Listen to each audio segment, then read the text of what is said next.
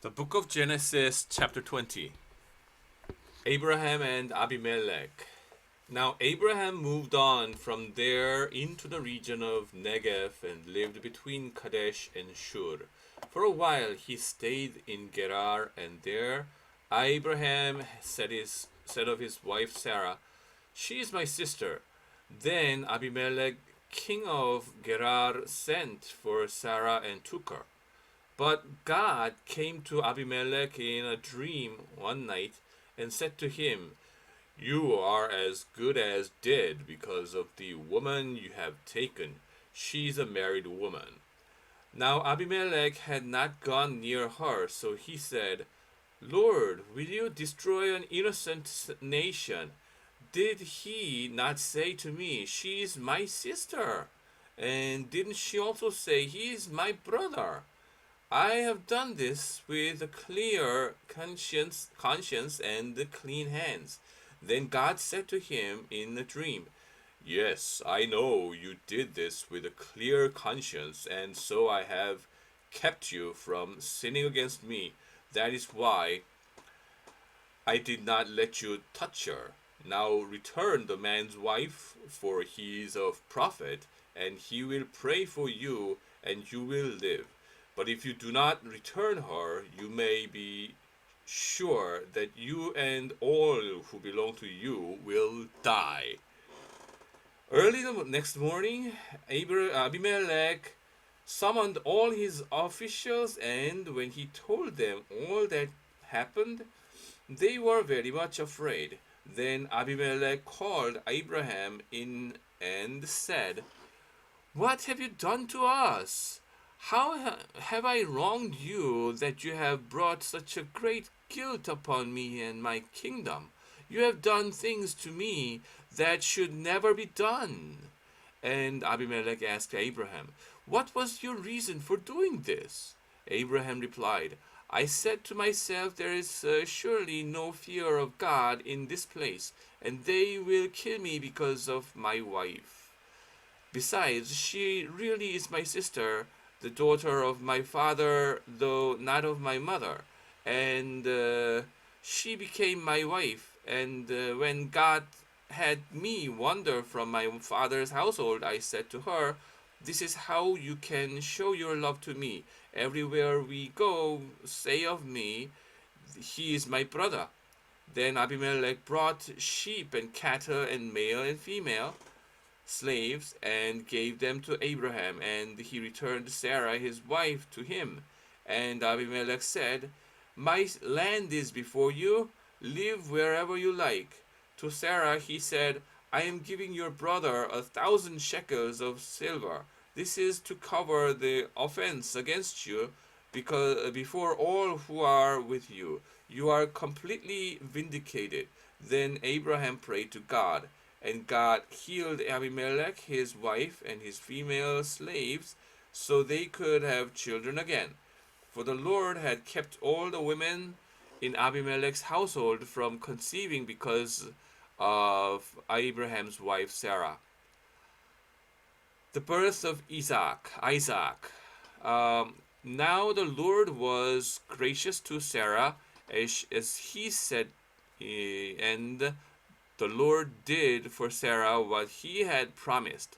Sarah became pregnant and bore a son of Abraham in his old age, at the very time God had promised him. Abraham gave the name Isaac to the son Sarah before him. When his son Isaac was 8 days old, Abraham circumcised him as God commanded him. Abraham was 100 years old, and when his son Isaac was born to him, Sarah said, "God has brought me laughter, and everyone who hears about this will laugh with me."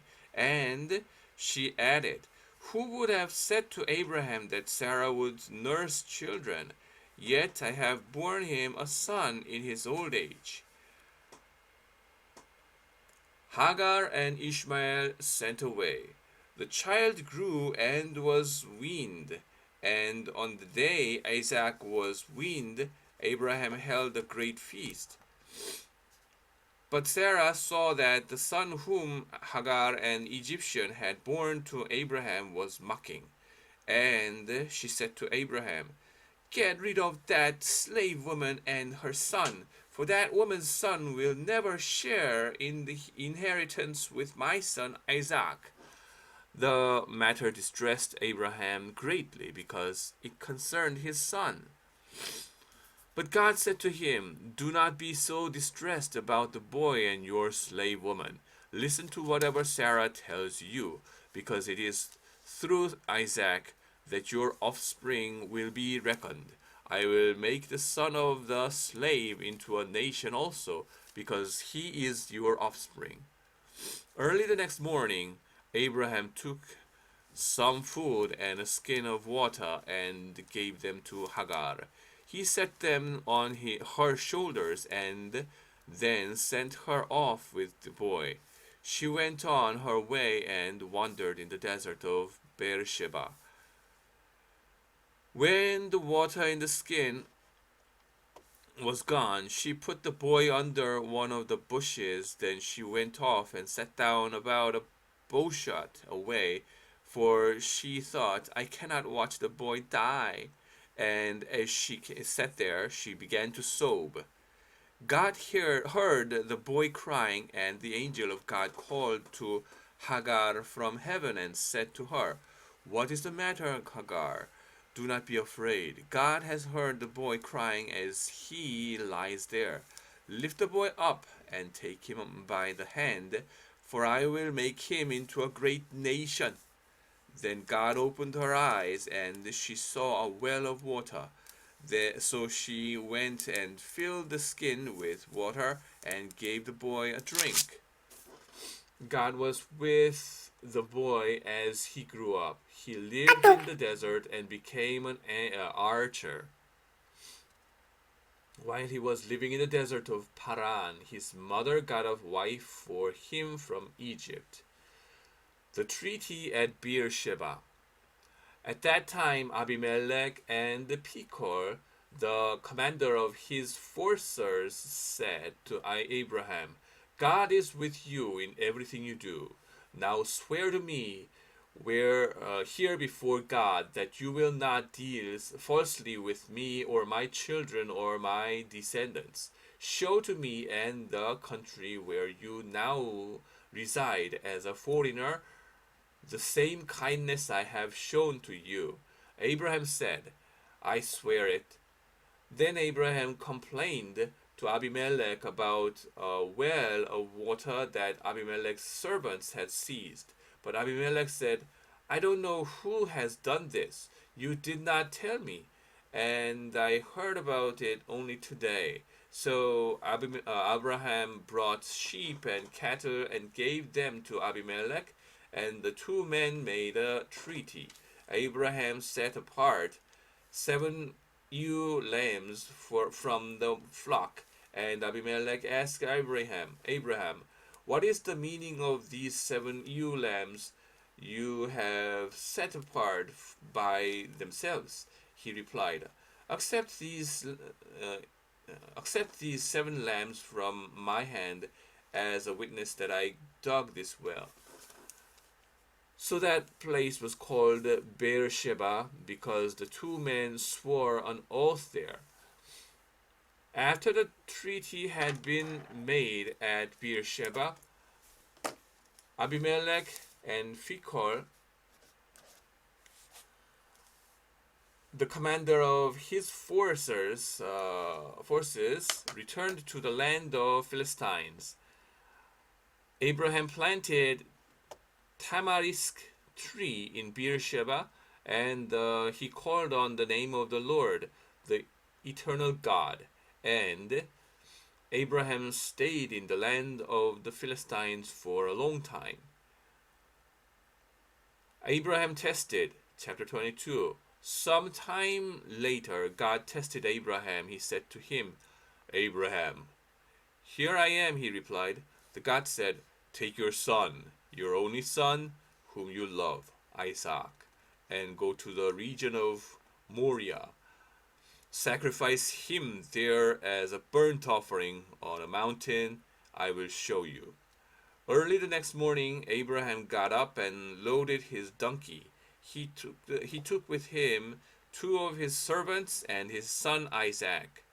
When he had cut enough wood for the burnt offering, he set out for the place God had told him about. On the third day, Abraham took up and saw the place in the distance.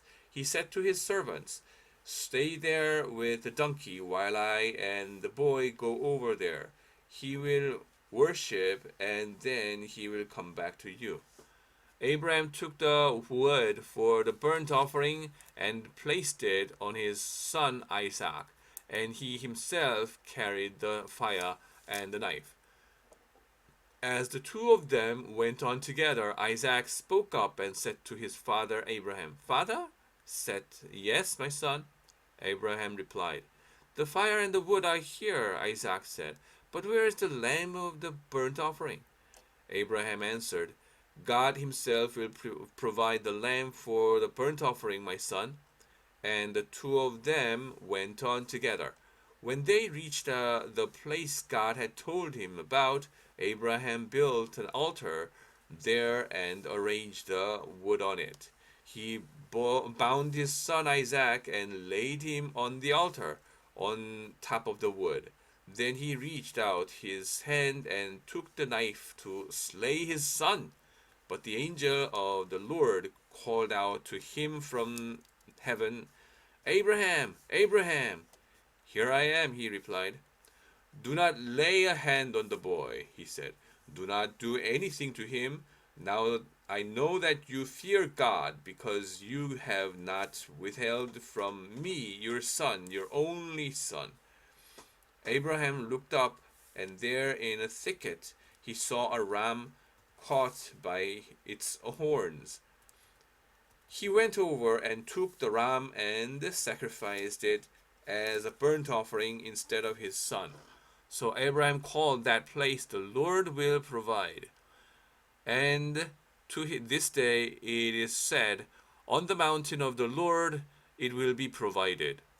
The angel of the Lord called to Abraham from heaven a second time and said, "I swear by myself, declares the Lord, that because you have done this and have not withheld your son, your only son, I will surely bless you and make your descendants as numerous as the stars in the sky and as the sand on the seashore. Your descendants will take possessions of the cities of their enemies, and through your offspring all nations on earth will be blessed, because you have obeyed me." Then Abraham returned to his servants, and they set off together for Beersheba, and Abraham stayed in Beersheba. Nahor's sons. Sometime later, Abraham was told, "Milcah is also a mother. She has borne sons to your brother Nahor, Uz the firstborn, but Buz his brother, Kemuel the father of Aram, Kesed, Hazo, Pildash, Jildaph, and Bethuel. Bethuel became the father of Rebekah.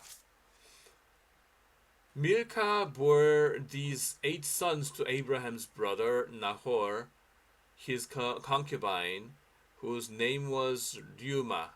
Also had sons Teba, Gaham, Tahash, and Makkah. The death of Sarah, chapter 23.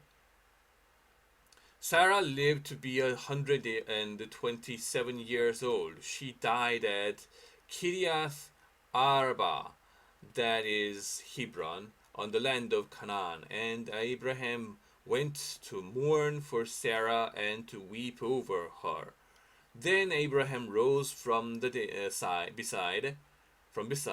his dead wife and spoke to the Hittites. He said, "I am a foreigner and a stranger among you. Sell me some property for a burial site here so I can bury my dead." The Hittites replied to Abraham, "Sir, listen to us. You are a mighty prince among us. Bury your dead in the choicest of our tombs. None of us will refuse you his tomb for burying your dead." Then Abraham rose and bowed down before the people of the land, the Hittites. He said to them, "If you are willing to let me bury my dead, then listen to me and intercede with Ephron, son of Zohar, on my behalf, so he will sell me the cave of Machpelah, which belongs to him and is at the end of his field.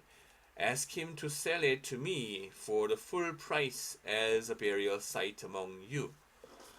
Ephron the Hittite was sitting among his people, and he replied to Abraham in the hearing of all the Hittites who had come to the gate of his city.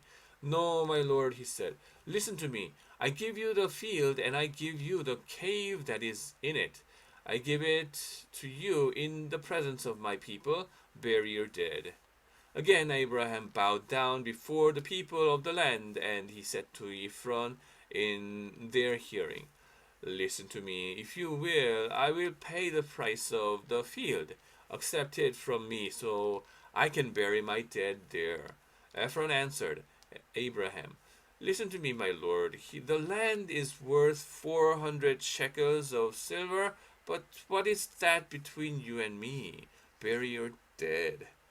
Abraham agreed to Ephron's terms and weighed out for him the price he had named in the hearing of the Hittites, 400 shekels of silver, according to the weight current among the merchants. So Ephron's field in Machpelah, near Mamre, both the field and the cave in it, and all the trees within the borders of the field, was deeded to Abraham as his property in the presence of all the Hittites who had come to the gate of the city. Afterward, Abraham buried his wife Sarah in the cave in the field of Machpelah near Mamre, which is at Hebron, in the land of Canaan. So the field and the cave in it were deeded to Abraham by the Hittites as a burial site. Amen.